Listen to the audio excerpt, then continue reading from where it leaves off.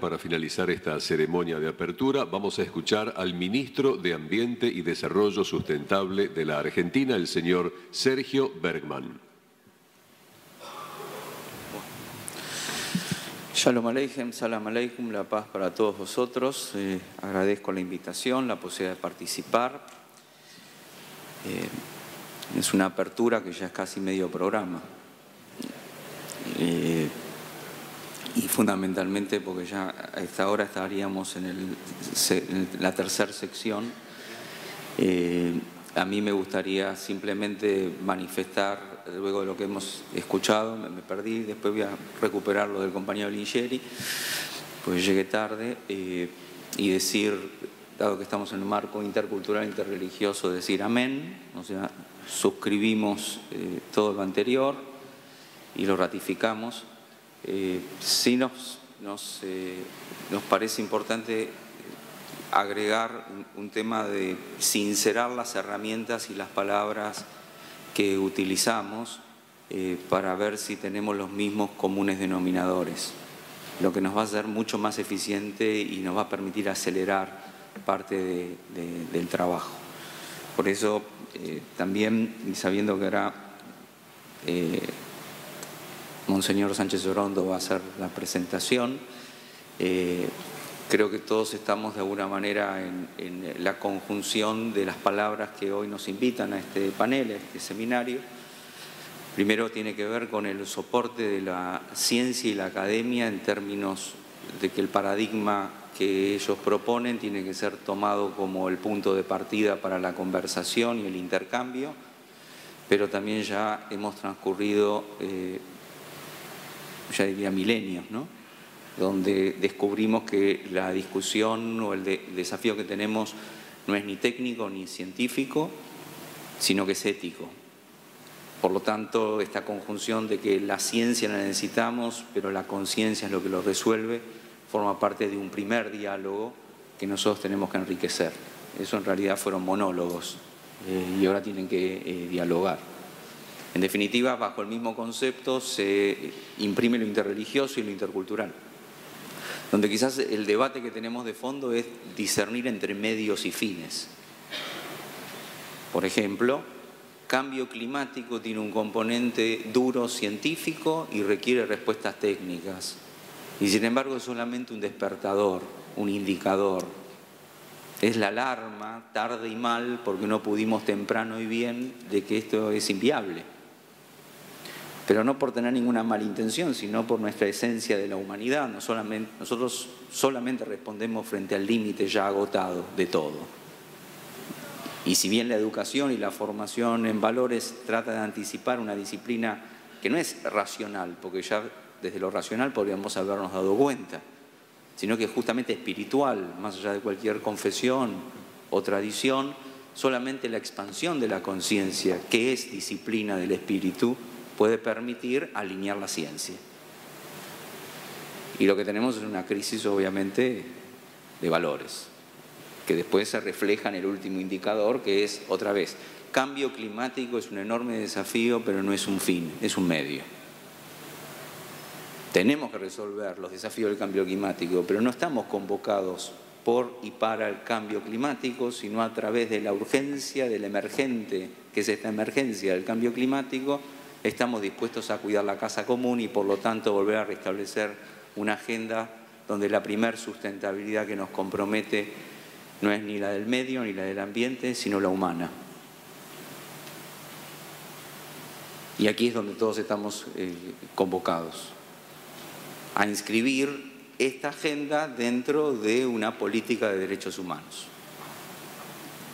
Y creo que hay derechos humanos, cultura, las organizaciones mundiales, el concierto de las naciones, y también desde el punto de vista de la sustentabilidad humana, volver a poner la dignidad de las personas en las dimensiones de los mínimos umbrales de la dignidad, que son obligaciones de los Estados.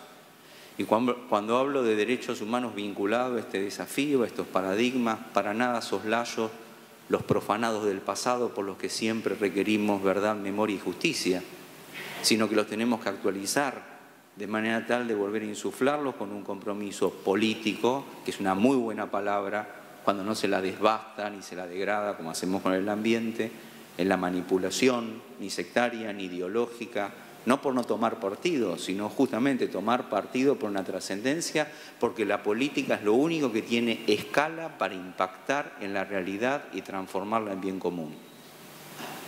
De ahí que la sociedad civil y todos sus aportes, incluyendo las religiones, hemos aprendido también que debemos migrar de lo testimonial a que ya lo interreligioso no sea un fin, es un medio. En otra época fue un fin, porque no nos podíamos juntar, no nos podíamos sentar, no podíamos dialogar, nos matamos y literalmente nos matamos, porque en nombre de una verdad absoluta cancelábamos al otro. Ahora, el reconocimiento de las verdades, que los que somos creyentes la ponemos como seguro de caución en el Dios, no sea cosa que alguno de nosotros la tome en su nombre, esa verdad absoluta en su nombre siempre va a tener una mirada parcial, relativa, que no es relativismo, porque es mi verdad, es mi autenticidad, pero que ofrendo en el concierto de un intercambio con los demás. Pero fundamentalistas no hay solamente en la religión. Los hay en la ciencia, los hay en el ambientalismo, los hay en la economía, los hay en la política. O sea que el diálogo al que nos convocamos es al de la moderación, de la justa proporción, que nadie cancele ni su verdad ni su interés, pero que antepongamos el bien común. ¿Y cómo anteponemos el bien común si no es construyendo consensos a través de la única herramienta que lo cultural y espiritual de lo humano pudo desarrollar, aunque no la usemos con la habitualidad que necesitamos, sino el diálogo? ¿Qué es sino la democracia y nuestras instituciones, sino instrumentos para propiciar diálogos? Y nosotros también hemos confundido y degradado, como el ambiente, el diálogo también, confundiéndolo en la sucesión ordenada de monólogos. Nuestras metodologías de debate y de construcción de los consensos lejos están de este formato de un panel. Y sin embargo seguimos disertando nuestros monólogos, que con el pudor de nunca proponerlos como una verdad hay una íntima convicción de lograr imponerlos. Y eso de alguna manera nos lleva al último desafío, y por eso yo planteo en lo interreligioso, de donde vengo, ¿no?, que no caigamos tampoco en la trampa de pensar que en nombre de los valores y la religión no vamos a pecar de las mismas dificultades que tenemos todas las instituciones, que tienen que ver cómo hacemos para subordinar autoridad y poder institucional a la misión y no al revés. Usar la misión para la misma discusión de autoridad y poder, que no solamente no está exenta la religión, sino que hoy tampoco está exento el diálogo interreligioso e intercultural. Que estemos juntos no es garantía de que estemos unidos, y tampoco que tengamos una agenda común para movernos ya de la visualización protocolar de que estamos juntos dialogando a que eso es una herramienta para el fin que si dialogamos, trabajemos, modifiquemos la realidad, y ya no en nombre de nuestras verdades o nuestras religiones, sino de la agenda común de una humanidad que todavía está por verse si lo somos. La señal en el ambiente es una emergencia, ¿no?, una alarma, no somos. Y por eso creo que la idea de ambiente y lo humano, volviendo a la dignidad de las personas, es un diálogo muy fértil, porque esa es la diferencia entre el mamífero sofisticado que somos cuando llegamos del ser humano que tenemos que desplegar antes de partir. Y eso se establece en una agenda de los derechos humanos de las personas que están ya ratificados y rubricados, explicitados, comprometidos, que dieron inclusive origen a nuestras Naciones Unidas, entre otras, y sin embargo están pendientes. En nuestra República Argentina hemos inscripto un Ministerio de Ambiente y Desarrollo Sustentable como una política de derechos humanos,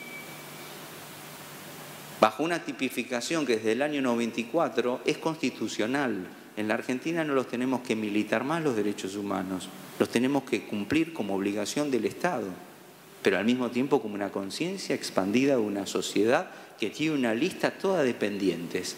Porque derechos humanos en términos prácticos, antes de que revirtamos con la modificación de los índices de contribución al calentamiento global que ya suscribimos y que ahora, Dios mediante, en este día que también va a ser histórico, porque se va a ratificar en la Cámara de Diputados y por lo tanto, luego de haber sido suscrito en París, ratificado en Nueva York, hoy el Senado y esta tarde la Cámara de Diputados le da un estatus institucional a la República Argentina, agradeciendo, Jorge, a todos los que han invitado a estos seminarios previos para que vayamos a Marrakech, la Argentina, inscrito en la agenda global con respecto de lo institucional, porque nos va a exceder a cada uno de nosotros que estamos por tiempo determinado en un cargo, por encargo, solamente para servir. O sea que si no lo arraigamos en lo institucional que nos trasciende, sigue siendo lo efímero de lo personal para servir el ego y no al bien común. En esa dimensión, si nosotros inscribimos esta conversación en el lugar correcto, donde lo ético subordina la ciencia con conciencia, donde el diálogo no son monólogos, donde lo interreligioso y lo intercultural no es el lugar a donde llegamos, sino desde el cual partimos y empezamos, todos estos esfuerzos no serán solamente retóricos, sino que además de ser programáticos, anunciarán la buena nueva de un nuevo tiempo. En definitiva, es la idea de lo mesiánico que traemos las religiones, y que no es esperarlo en la espera de hacer la plancha o dormir la siesta para que alguien nos redima. Es la esperanza transformadora de hacer cada uno de nosotros nuestra parte para poder hacer en el presente que vivimos el futuro. No hay nada más urgente como lo que plantea esta agenda que el mediano plazo. Y eso es un cambio cultural. No estamos acostumbrados a anunciar como urgencia el mediano plazo que comienza hoy. Por eso no somos hijos del destino que no manejamos, sino constructores del futuro que hacemos en el presente. Y por eso estamos hoy. Como creyentes, en definitiva, Laudato Si trae a las tradiciones abrámicas 2000 años después lo que pueblos originarios ya decían con claridad, que está en la sabiduría de todos los antiguos pueblos que estaban arraigados a la sabiduría de la madre naturaleza.